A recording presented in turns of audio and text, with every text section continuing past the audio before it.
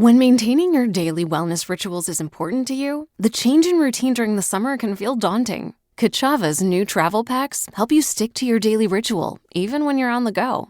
Just one packet of Kachava's all-in-one nutrition shake provides complete nutrition with 25 grams of protein, 6 grams of fiber, greens, adaptogens, and much more. So you'll be fueled and ready for wherever life or your summer adventures take you. No fillers, no nonsense. Just the good stuff your body craves. Plus, it actually tastes delicious. But you can try it for yourself because the variety pack includes all 6 delicious fan favorites: chocolate, vanilla, chai, matcha, coconut acai, and strawberry. So instead of worrying about sticking to your daily ritual, simplify it with Kachava. Go to kachava.com and use code NEWS for 15% off. That's KACHAVA.com, code NEWS. The world is buzzing with AI tools, but instead of making things easier, they've made things overwhelming. There's a better way. Meet Superhuman, the AI productivity suite that gives you superpowers so you can outsmart the work chaos. With Grammarly, Mail, and Coda working together, you get proactive help across your workflow, no matter how you work. Experience AI that meets you right where you are. Learn more at superhuman.com/podcast. That's superhuman.com/podcast. Frequency Podcast Network. Stories that matter, podcasts that resonate.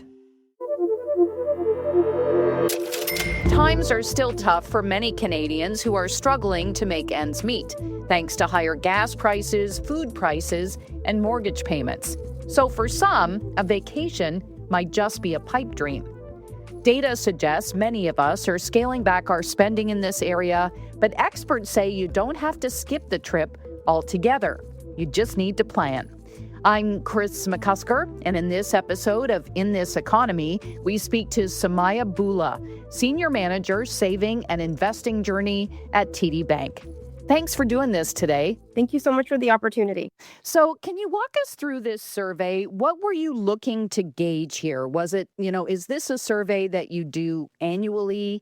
Is this something that was new for this year, given the macroeconomic landscape?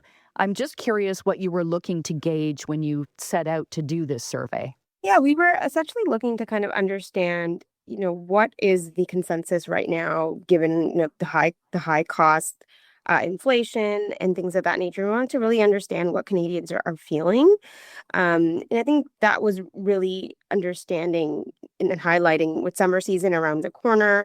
How are people looking at their financial goals and assessing how they're going to be what they're going to be doing for the summer? So it's really kind of understanding.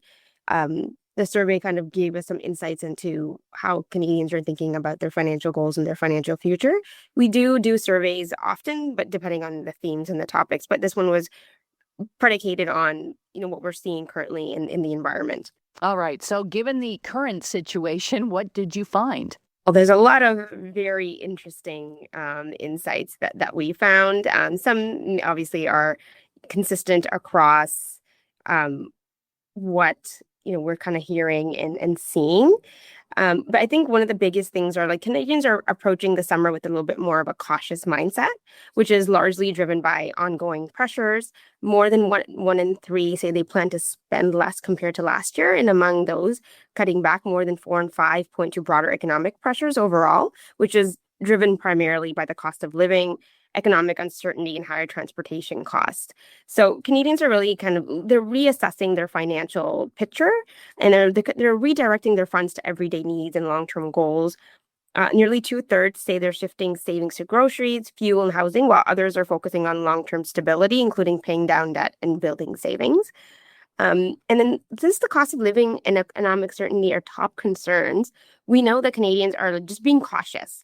They're kind of focusing on, okay, what's in my control, like prioritizing essentials and planning ahead.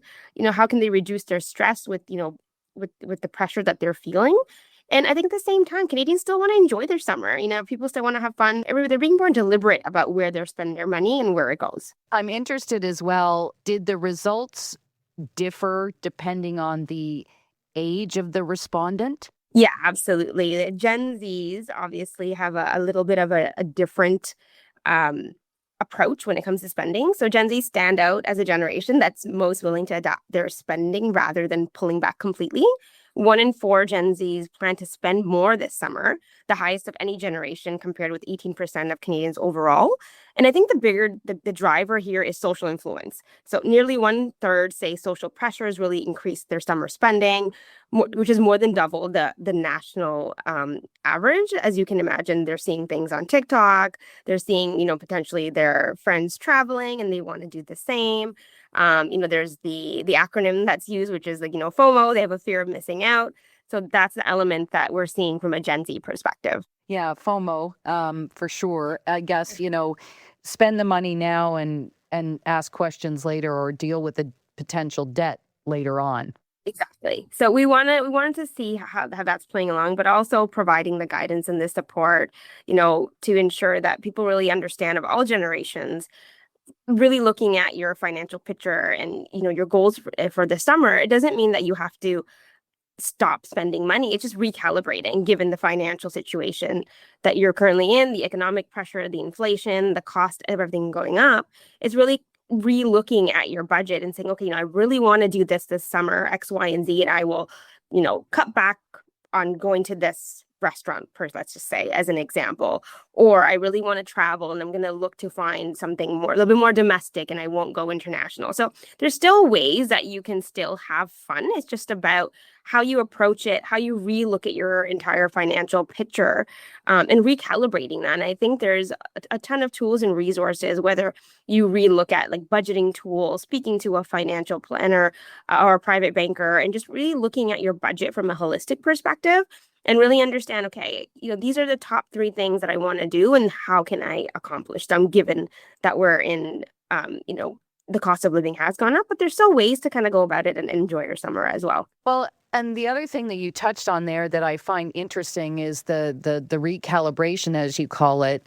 There's still, this Buy Canada movement, so to speak. Now, maybe part of that is that staying within Canada is a little less expensive, but the support for local or Canadian businesses or destinations is a good thing for all of us. Absolutely. Supporting local continues to matter, and especially to Canadians. Nearly 8 in 10 say they plan to support local or Canadian businesses this summer. Almost 48% say they desire to support local businesses, which is even stronger than last year. And then to touch on your point with respect to travel, 1/3 of Canadians are planning summer travel. They say they're adjusting their destination to stay local or within Canada as a way to keep costs down. And 76% of travelers plan to stay within Canada, which is more than half traveling within their own province, 41% traveling domestic or outside of their province, and fewer plan to, which is 22%, go to the US. So there is that element that you spoke about. And I think that's another way that, we want to stay local, but also finding cheaper alternatives to also stay with, obviously fuel our economy, but finding cheaper alternatives to still travel. It doesn't have to be abroad, but spending the money within Canada and then finding different alternatives to still enjoy your summer and, explore the beautiful country that we're in. Well, and I find it interesting because there were a lot of people that I spoke to when this whole Buy Canada movement started, which was, I guess, a little more than a year ago. And that was really one of the questions was, does this have legs, so to speak? Is this something that's likely to last? And your survey shows that 48% say it's a stronger priority this summer compared to last summer. So seemingly it does have legs. It does have legs, absolutely. And then it's really interesting, but also it's a way people are, continuing to buy Canadian, but also re-looking at, the cost of living and saying, what, I can still travel, I can still support, the Canadian economy and buy Canada and still travel because, there's different ways of going about it. So you kind of tick all the boxes. You still travel within such different provinces, you save money, and, you find a way to, shop local and buy Canadian.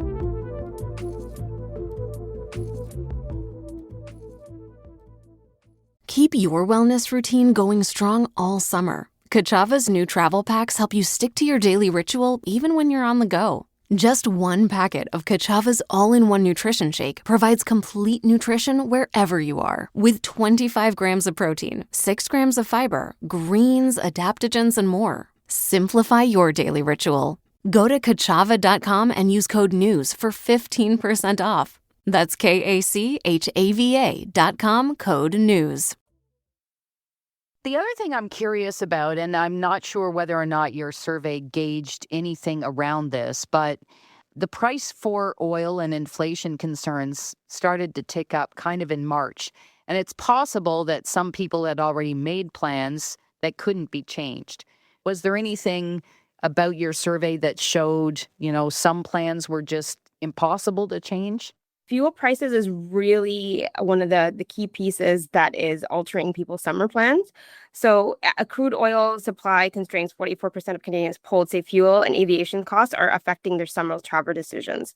So among those planning to travel, 61% say they are actively reducing travel costs, signaling in a shift of how Canadians are approaching summer trips. So how you talked about, you had a plan and you wanted to go potentially, out of the country and you're looking to book a flight. And I can give you a personal example as myself. I was looking at planning to go away. I'm turning 40 this year, big 40. So I was planning to go on a trip with my girlfriends to go see the Backstreet Boys concert in Vegas. And before everything kind of happened, I was looking at, the flights. They're reasonable. And then as soon as crude prices going up, it went up substantially. It went up to like $300 or $400. And I was like, oh my God, what am I going to do? Do I book? This is getting too expensive. You have to recalibrate with my friends. Is this still within budget? And we found different alternatives. Like we're going to be staying at a cheaper hotel to offset the new flight costs that has unfortunately come up. So these are all things that, we've had to sit down and talk about because now it's gone up in price.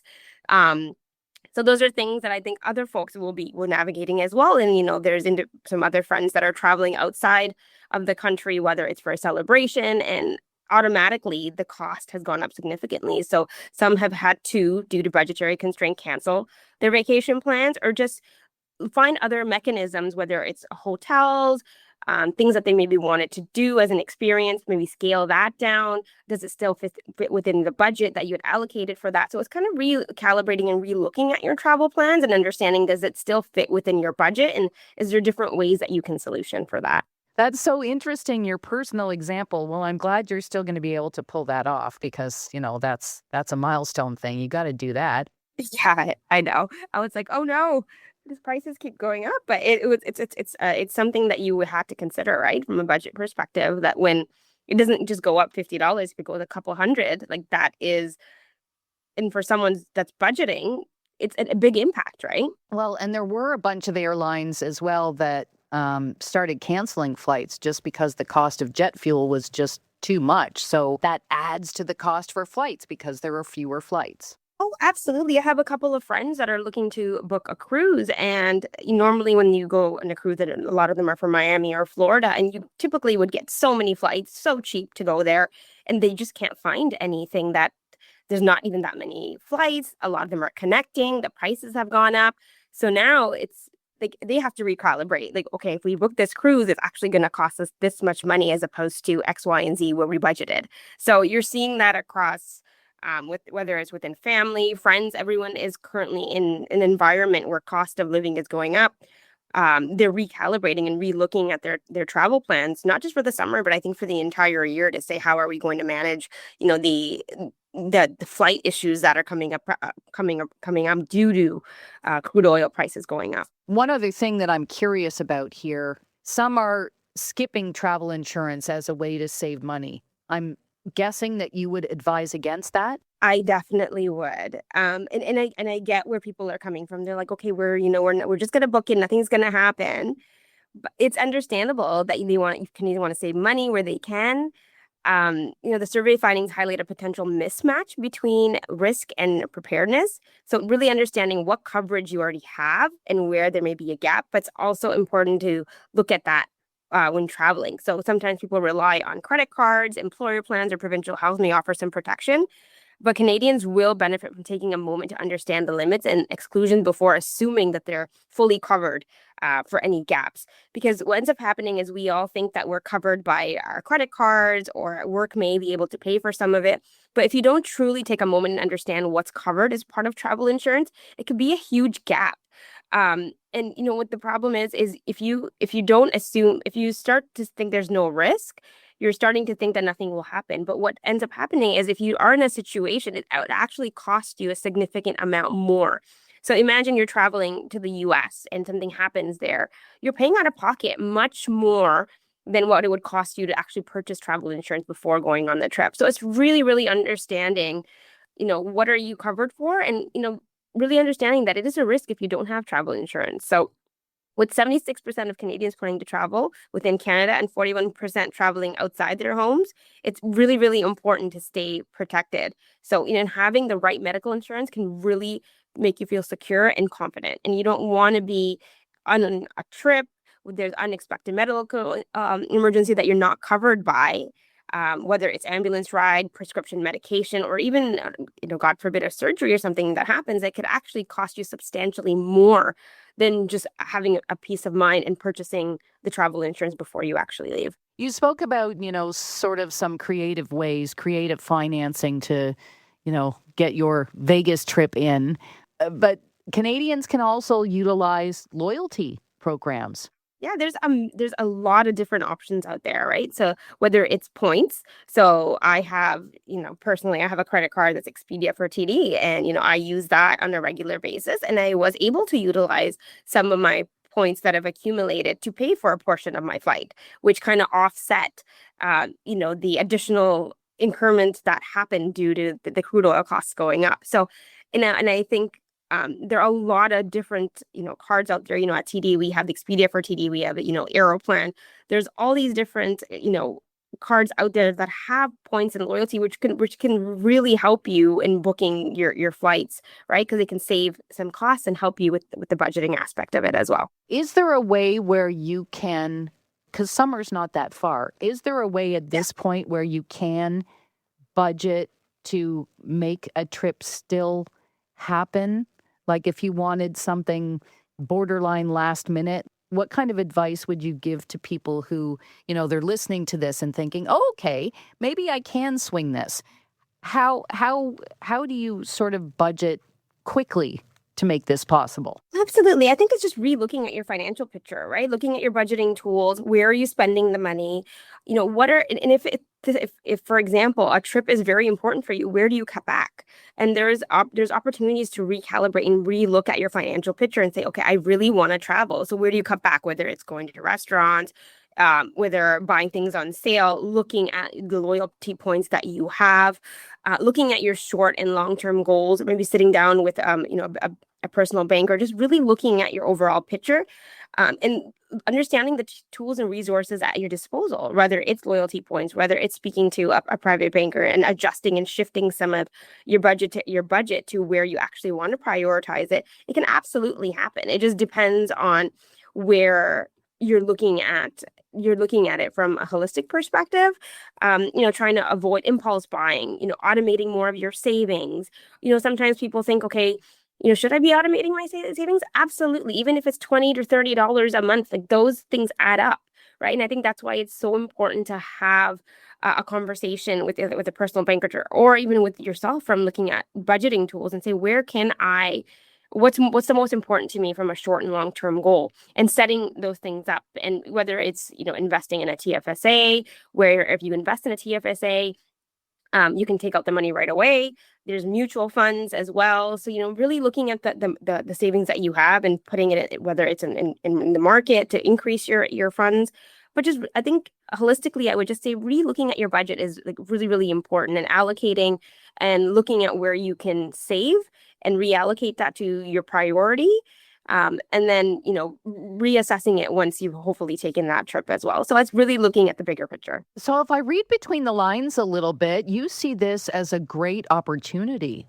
Sometimes periods of financial pressure often kind of force like prioritization, which can actually be a positive reset. So like really reviewing where your money is going, intentionally redirecting some of it towards stability, like saving or debt reduction, can help build resilience, even if it means scaling back in the short term. But then when you're re-looking at the prioritization and in summer coming up, you can splurge. And I think it's summer. You want to make sure that you splurge in an effective way, and that's really recalibrating and relooking at where your money is going. So I want people to really understand that that doesn't mean, with the cost of living going up and crude oil going up, there's still ways to make sure that you are enjoying the summer and prioritizing things that you want to do through different mechanism, which is loyalty points, or just recalibrating and really looking at your budget. Do you see this travel trend and people being a little more cautious and careful as being something lasting?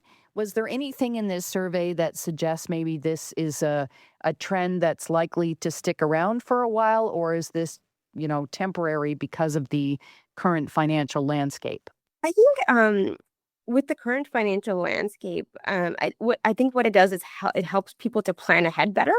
So now people are planning ahead more. They're understanding that they need to, whether it's 6 months in advance or re-looking at their budget more often. It's helping recalibrate that. And depending on where the economy goes or how inflation is or the cost of crude oil, right now is here to stay. But I think what it will help Canadians do is force them to continue to re-look at their financial future and their financial picture, which is planning ahead. How can you save more? Okay, what should I be thinking about for planning for next year? Are the flights still going to be expensive? Do I need to budget more? So I think it's forcing people to budget for more of a longer term rather than a short term, and really think about their priorities within the next year or two, and budgeting and allocating for that. So I think it's actually positive because people are recalibrating and re-looking at their budget, and planning ahead, and really taking into account the economic factors that we're currently seeing. So I feel like it will continue within the next year at least. Like, I can't speak on the economy and where it's going to head, but right now I feel like people are looking ahead as well and planning for the next year to ensure that they have the budget and the means to prioritize things that they want to do for next year as part of their short or long-term goals. So if I oversimplify here, you can travel, you just have to plan for it. Exactly, right? And I think the point here is you can still travel local, right? Like, you can still go within Canada. There's lots of different ways you can still travel and say, okay, you know what, I want to do something. Maybe it's not a big trip, but there's definitely different ways. And I want people to understand there's still ways that you can feel splurge. You can travel, whether it's domestic or international, but you can definitely do it. There's different ways, there's points, different mechanism where you can still manage as long as you're keeping your budget and your financial plan top of mind. Well, thank you so much for the advice and the perspective and the insight today. I appreciate you taking the time. Yeah, not a problem. Sumaiya Bhula is with TD Bank, and some important food for thought there. You can contact me anytime about In This Economy at Kris with a K .McCusker, MCCUSKER at rci.rogers.com. You can listen to other episodes on the Seeker app or wherever you get your podcasts. Please rate, review, follow, and share. I'm Kris McCusker. Thanks for listening. Keep your wellness routine going strong all summer. Kachava's new travel packs help you stick to your daily ritual even when you're on the go. Just one packet of Kachava's all-in-one nutrition shake provides complete nutrition wherever you are, with 25 grams of protein, 6 grams of fiber, greens, adaptogens, and more. Simplify your daily ritual. Go to Kachava.com and use code NEWS for 15% off. That's KACHAVA.com, code NEWS.